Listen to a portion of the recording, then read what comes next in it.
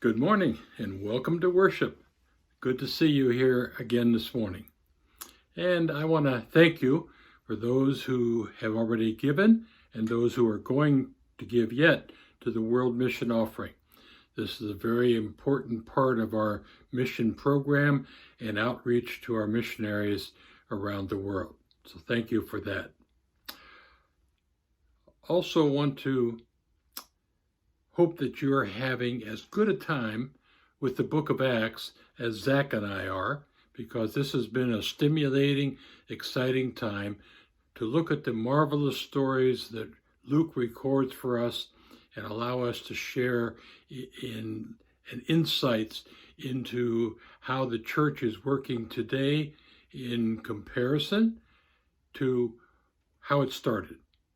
So we're going to look today at the story of two New Testament figures, both of whom played prominent roles in the writing of the New Testament. The first one is a fellow named John Mark. John Mark appears first in the book of Acts, back in chapter 12. You remember when Peter was released from prison, he went to the house where the believers were praying for him and ran into that conflict with Rhoda, who didn't believe it was really Peter. But it was at Mary's house, and Luke tells us that Mary was the mother of John Mark. Now, we think this is probably the same family and the same home where Jesus visited and stayed and worked often in the New Testament, in the gospel stories. It's where Jesus met the disciples in John chapter 20. We call it the upper room, which has great meditative significance for us today. It may have been the place where the first communion service was held as Jesus broke bread with the disciples. Now, we don't know anything about Mary herself. She seems to be probably a widowed woman. She was apparently relatively well off. Her house had 2 stories, which was a sign of some wealth. And this is where the disciples often met. And it's where we meet John Mark the first time. But we do know that Mary was committed to Jesus Christ. It was a comfortable place for Jesus to be, and the disciples as well, as they met there often. The real question here is, why was John Mark in Antioch? Why was he there when the first missionary journey began? Did he come north from Jerusalem with his uncle Barnabas? We don't know, but we do know he was there and ready and was deemed worthy to go with Paul and Barnabas on that first missionary journey, and he did. But the story tells us that he left early. He didn't finish the trip. He left the disciples there. Our story begins in the end of chapter 15 with verse 36, and let's read this today as we see how John Mark was chosen. Sometime later, Paul said to Barnabas, "Let us go back and visit the believers in all the towns where we preach the word of the Lord and see how they are doing." Barnabas wanted to take John, also called Mark, with them, but Paul did not think it wise to take him, because he had deserted them in Pamphylia and had not continued with them in the work. They had such a sharp disagreement that they parted company. Barnabas took Mark and sailed for Cyprus, but Paul chose Silas and left, commended by the believers to the grace of the Lord. He went through Syria, Cilicia, strengthening the churches. When Paul and Barnabas wanted to go back and visit the disciples in the churches they had founded, Barnabas said to Paul, "Let's take John Mark with us again." But Paul said, "I don't think that's a good idea. I don't think that's wise. He deserted us the first time. Why would we take him again?" We don't know why John Mark abandoned Paul and Barnabas. We don't know whether it was just a hard journey, whether he got homesick, whether he didn't like the negative response he was seeing from the people they were preaching to. It may have just been Paul's management style that grated on John Mark. We're not sure why. He might have wanted to go back and check on his mother and make sure she was doing okay. Whatever the reason, the Bible just doesn't tell us why he left. And this is the part of the story where many believers go astray and assume things that aren't in the scripture. Notice that nothing else negative is said about John Mark. And we shouldn't either. We shouldn't impose our own ideas on the scriptures. The strong disagreement that took place was obviously a personality conflict between Paul and Barnabas. That's all. Have you ever known Christians to disagree about something? If you haven't, then you haven't been in a Baptist business meeting before. Of course we disagree. Of course we have different opinions. We come to things in different ways. And that's okay. We say that we agree to disagree at times. But there were those who say that this was a terrible split in the church. And most of the people who say that side with Paul and think that Barnabas was wrong, that it was Paul who should have been in charge. I contend to you today that this whole idea is wrong. There was no split. There was no division. Instead, there was a multiplication. Instead of one team, now there are two teams. Paul chose Silas and went on his journey. Barnabas took John Mark and they went on their journey, and there were now two missionary teams going out. How can you lose when you double your efforts and double the people who are traveling and serving the Lord? Some argue that it's because we never hear about Barnabas's trip that it shows that he was in the wrong. I don't think so. I think what happened was Paul found Luke. He found an historian. He found somebody who could record the story and write it down for us. And Luke becomes a very prominent part of our New Testament story. Now, look what happened to Paul and Silas. See how God overruled. Romans 8:28 came into picture here. Even though Paul hadn't written it, hadn't put it to pen yet, it proved itself to be true that all things work together for good to those who love the Lord and are called according to his purpose. So it worked that God blessed both of these teams. And we'll see what happens as Paul and Silas find their way up north into Turkey. Let's look at chapter 16, verses 1 to 5. Paul came to Derbe and then to Lystra, where a disciple named Timothy lived, whose mother was Jewish and a believer, but whose father was a Greek. The believers at Lystra and Iconium spoke well of him.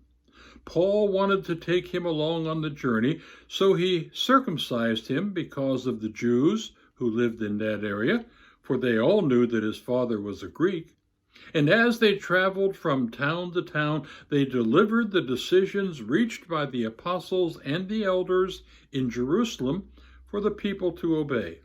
So the churches were strengthened in the faith and grew daily in numbers.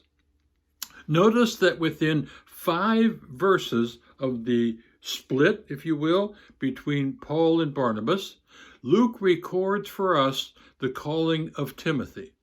Now, why does it come so suddenly, so quickly? Was Paul missing Mark that badly already? Well, we do know that the story of Timothy was so important, especially to Luke, that they skipped over the cities that were visited prior to getting to Derbe and Lystra, ignored them completely from the record. Luke thought it important enough to talk about Timothy. Paul decided to take Timothy with him on the missionary journey. The question is why?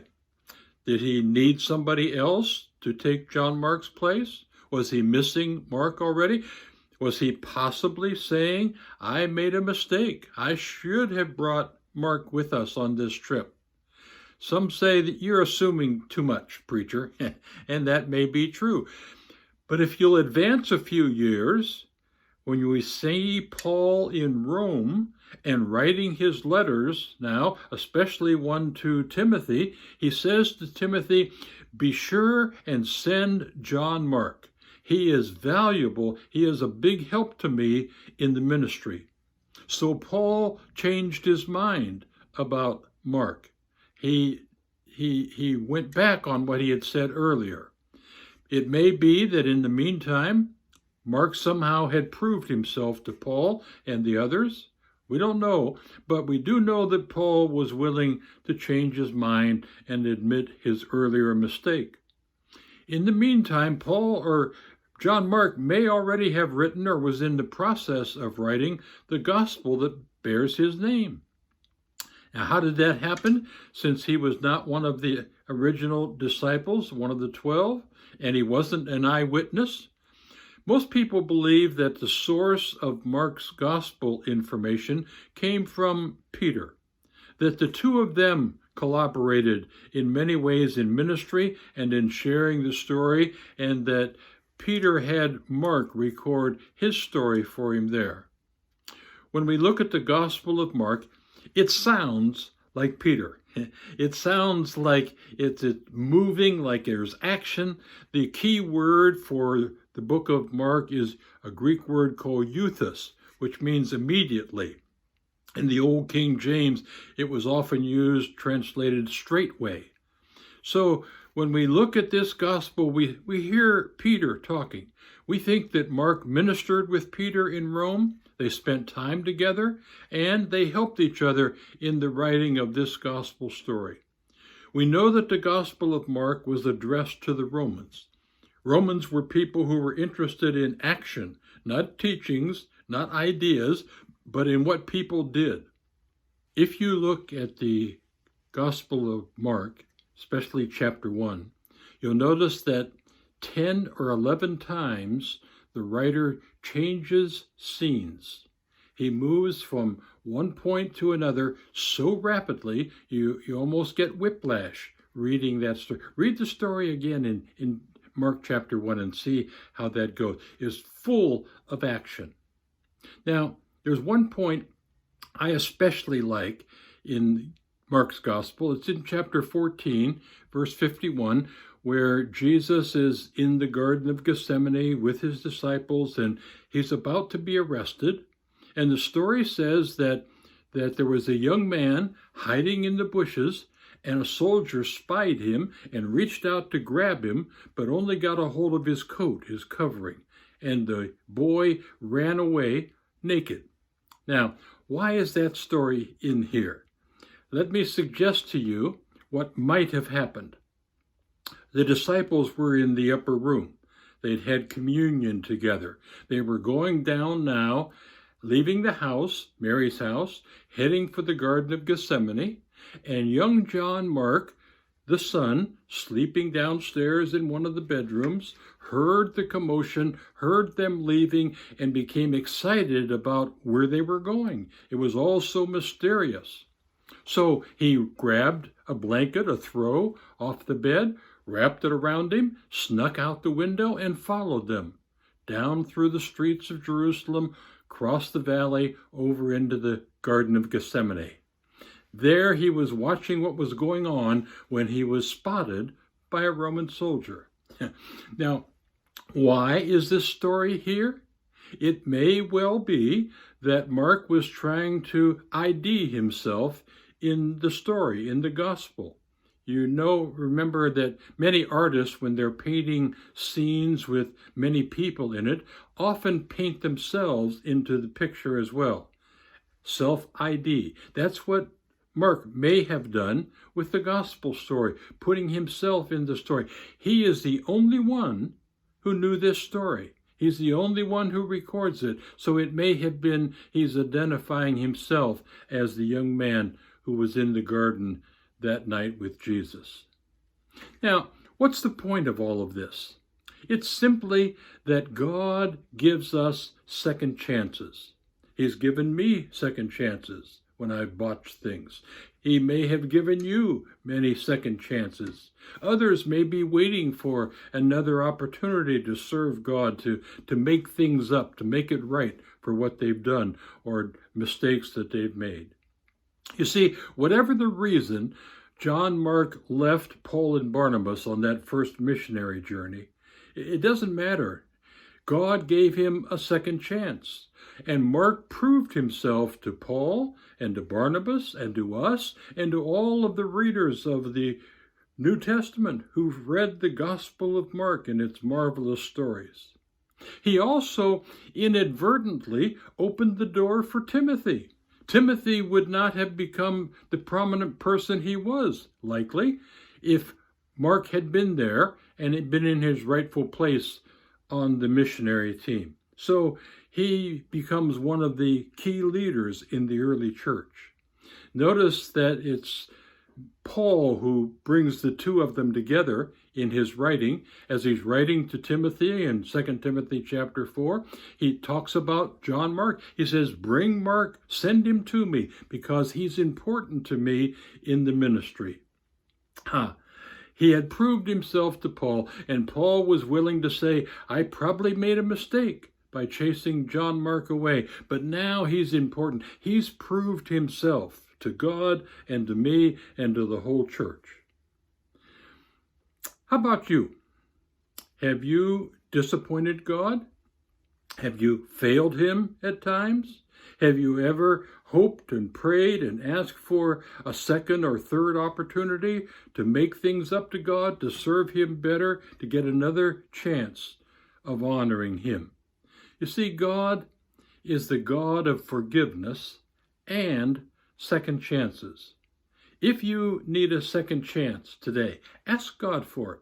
I promise you, he'll grant it. He'll give you the opportunity of serving him and of honoring his name. God bless you as you ask and seek and serve in his holy name. Amen.